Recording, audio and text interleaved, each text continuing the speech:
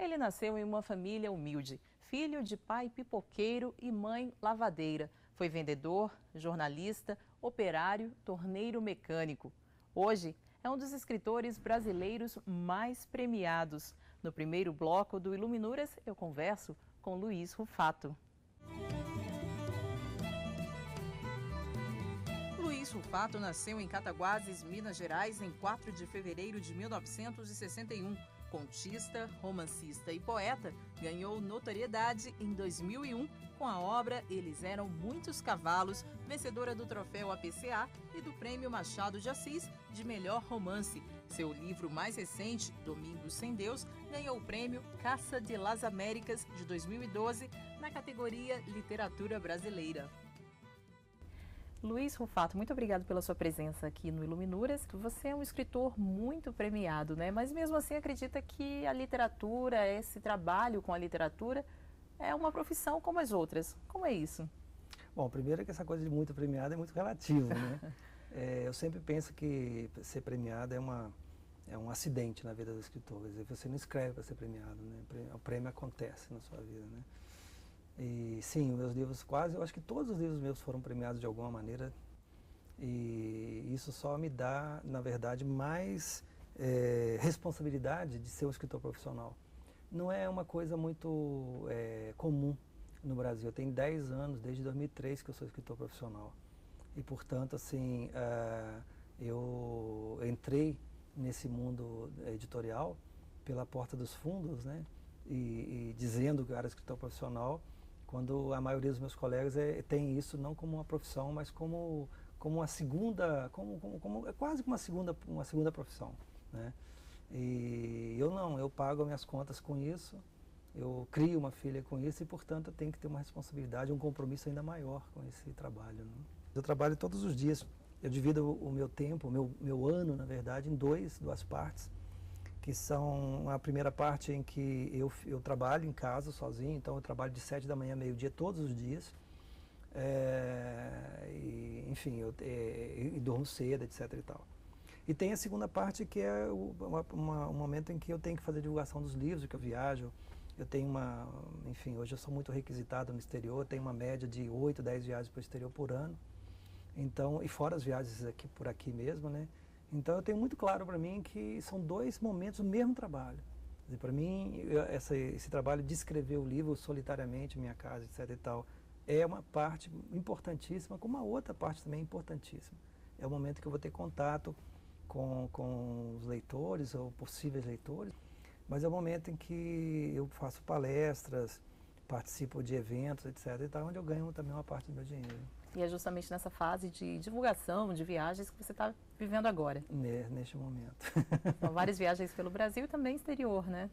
Porque o que ocorre é que hoje eu tenho livros publicados em muitos países. Sim, eu tenho livros traduzidos em 8 países, a partir do ano que vem em mais países, mas neste momento em 8 países. E assim, por conta disso, você acaba sendo requisitado para fazer feiras literárias ou festivais literários no exterior.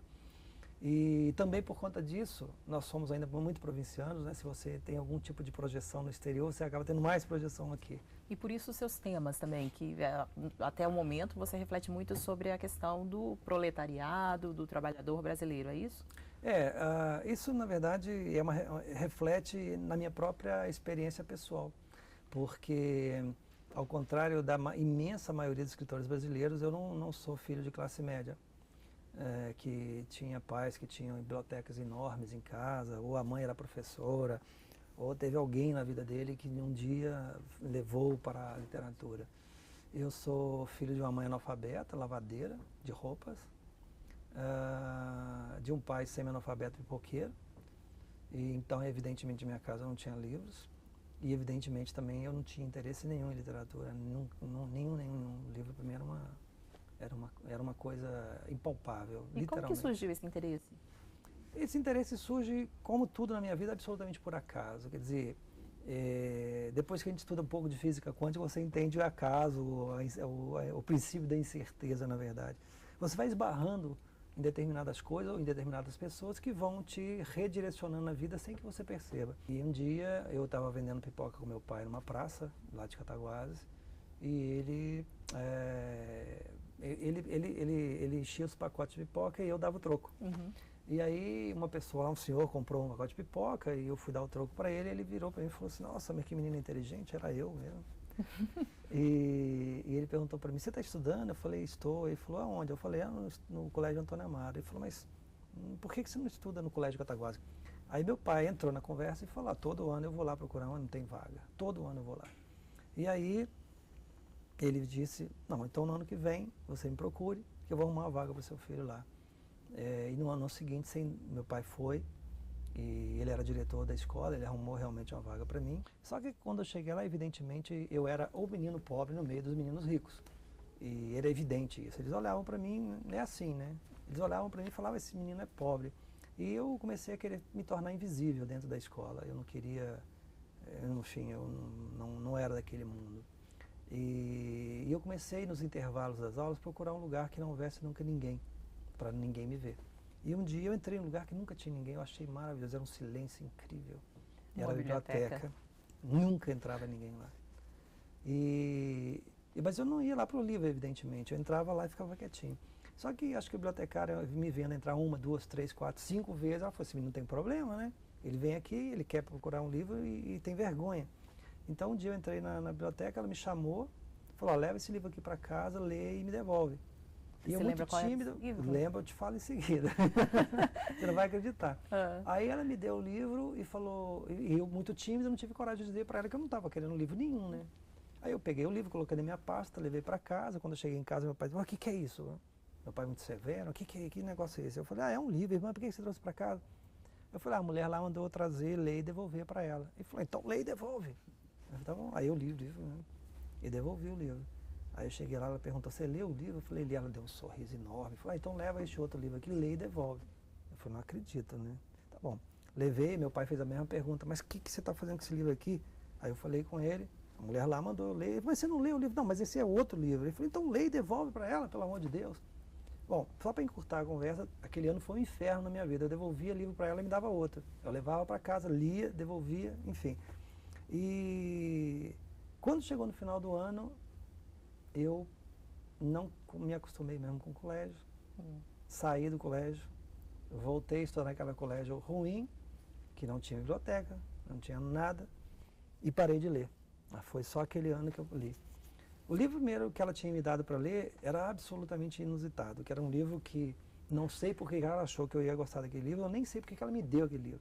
Era um livro chamado Bab Yar, de um autor ucraniano chamado Anatoly Kuznetsov, imagina, e era sobre um massacre de judeus em Odessa na Segunda Guerra Mundial. Não sei porque ela achou que eu tinha que ler aquele livro. E modificou a sua vida, né? Que surgiu esse interesse. Modificou porque ele me mostrou, na verdade, não só este livro, mas os livros que eu li ao longo do ano, mas principalmente esse primeiro impacto, me mostrou o seguinte, que eu conhecia 3 cidades naquele momento, 3 cidades. E de repente eu estava lendo um livro de um autor que eu não sequer pronunciava o nome dele, eu não sabia pronunciar o nome dele. E me falando de guerra, de matança, de inverno rigoroso, ou seja, tudo ao contrário do que eu tinha à minha volta. E naquele momento eu percebi que o mundo era maior que a minha cidade e que existiam pessoas muito diferentes de mim e que de alguma maneira, isso não era consciente evidentemente, mas de alguma maneira eu acho que eu olhei à minha volta e vi qual era o meu destino. E lendo com muita vontade, eu comecei a pensar que talvez um dia eu quisesse escrever também. E aí eu fiquei pasmo quando eu comecei a ler literatura brasileira e descobri que não havia na literatura brasileira representação daquele personagem que eu conhecia muitíssimo bem, que eram meus pais, os meus amigos, o meu bairro. Isso nada existia na literatura brasileira. A literatura brasileira só tem pessoas de classe média, assim, só tem pessoas que trabalham como profissionais liberais.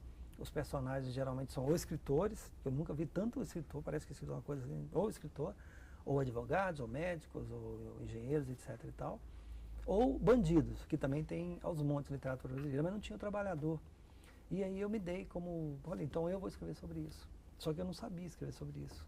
E até o momento você retrata justamente isso nas suas obras, mas agora também tem um projeto aí que vai sair um pouquinho dessa realidade. É que, na verdade, assim, chega um momento, eu publiquei 8 livros, 7 deles com esse universo muito evidente, né?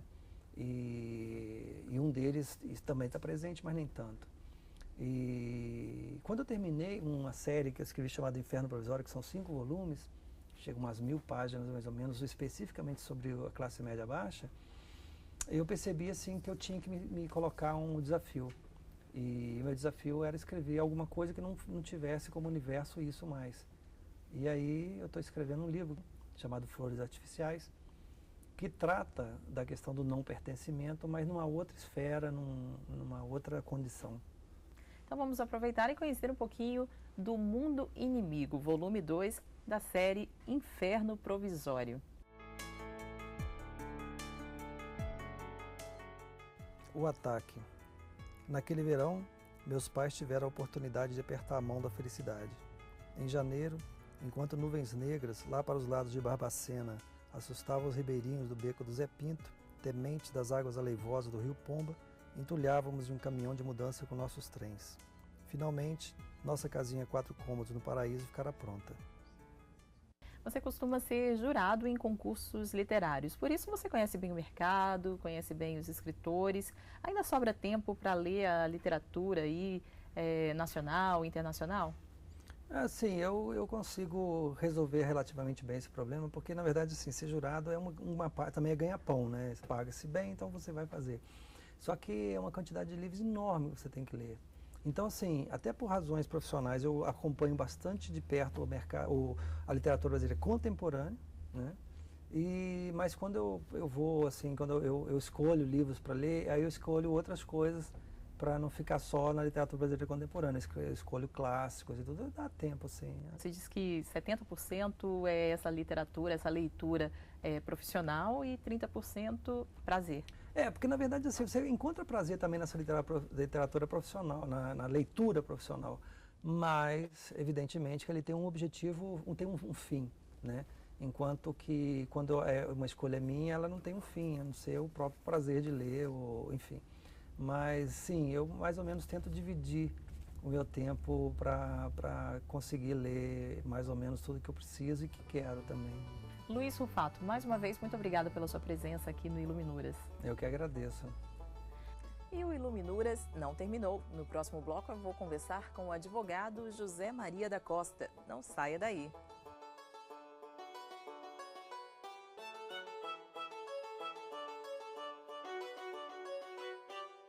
Ele nasceu em Miguelópolis, interior de São Paulo. Estudou em um seminário, onde tomou gosto pela literatura.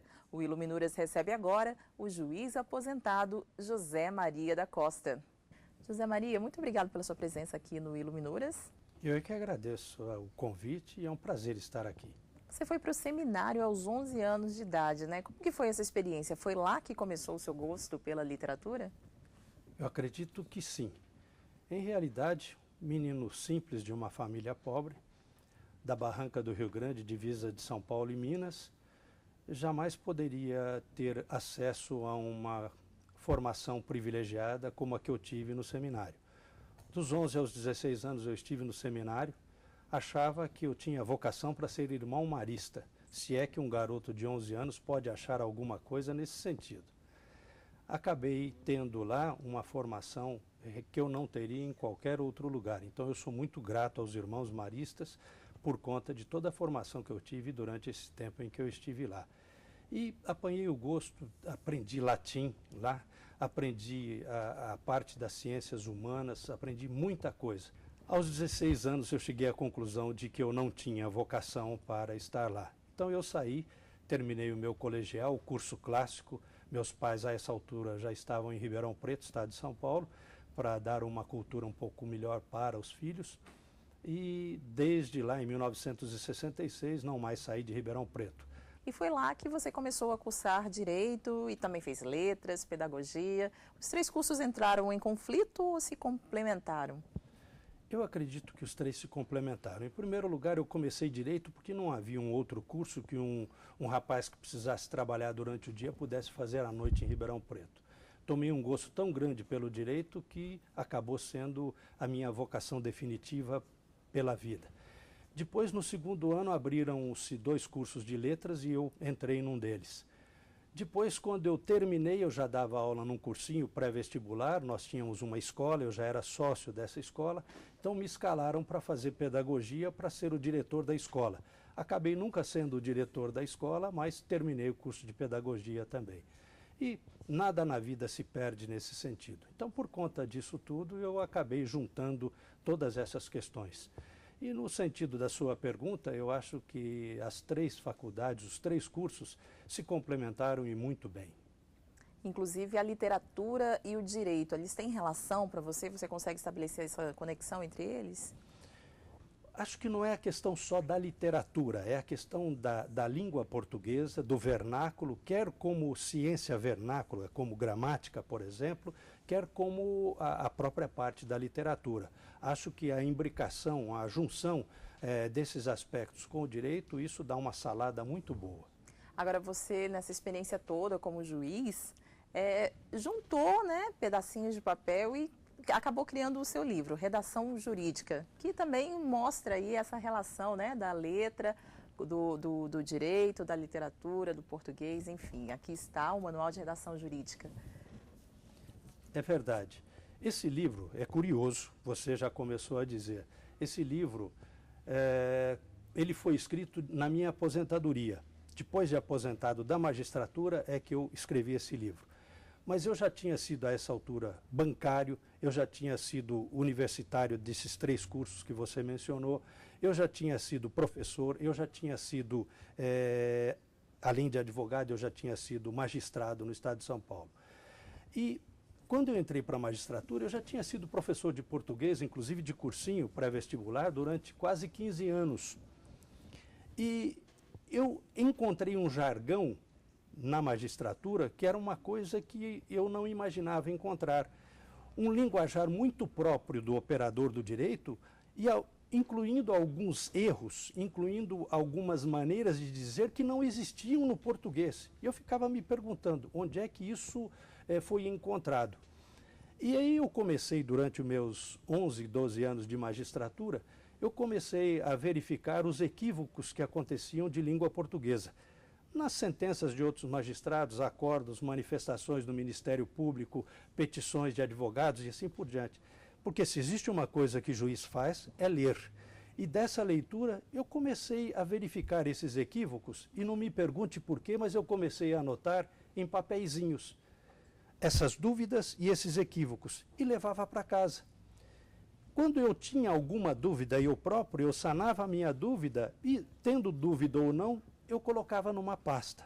12 anos depois, eu tinha uma pasta gordíssima, na época da aposentadoria, com papeizinhos. E, hora de limpar gaveta, aposentadoria, eu falei, o que eu vou fazer com isso aqui?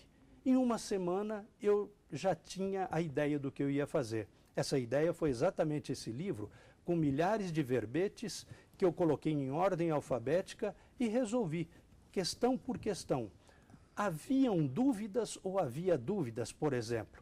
Então, olha, o verbo, número 1, o verbo haver, assim, assim, assim. Número 2, e colocava em 3, 4 parágrafos exatamente a solução de um problema dessa natureza. Realmente foi um prazer, mas eu escrevia 2 ou 3 horas antes de ir para o escritório na parte da manhã durante 3 anos depois que eu me aposentei. É necessário que o advogado, o jurista, ele permaneça aí sintonizado com os livros?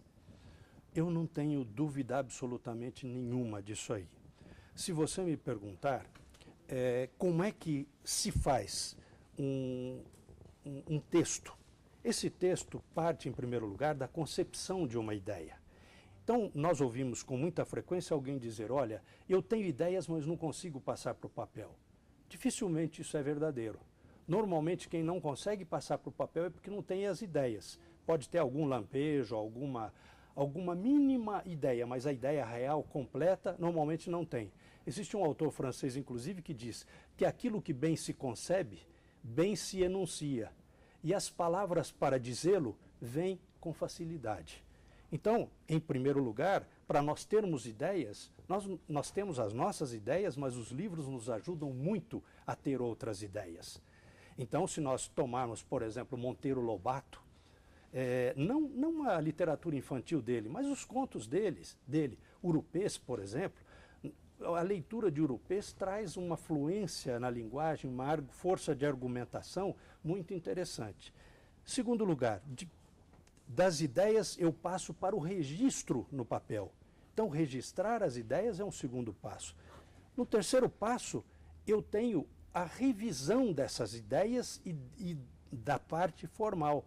A revisão é extremamente importante, tanto assim que o Jean-Paul Sartre, o filósofo, dizia o seguinte, que a arte de escrever tem muito mais a ver com a borracha do que com o lápis, ou seja, muito mais com o revisar do que com o registrar.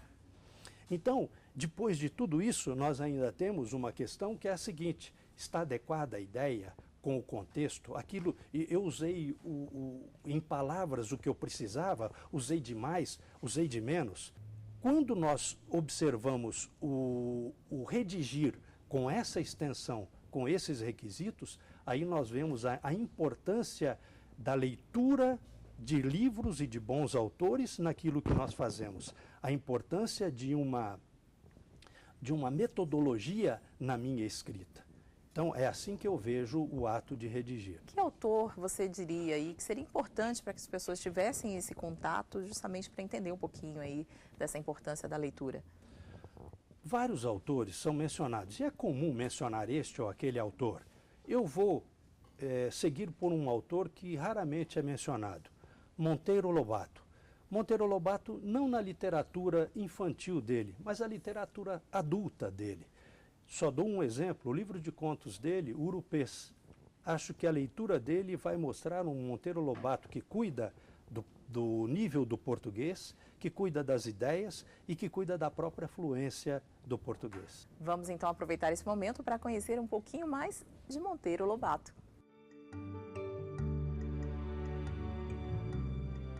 Monteiro Lobato nasceu no dia 18 de abril de 1882 em Taubaté, cidade de São Paulo. Formou-se no curso de Direito na Faculdade do Largo de São Francisco.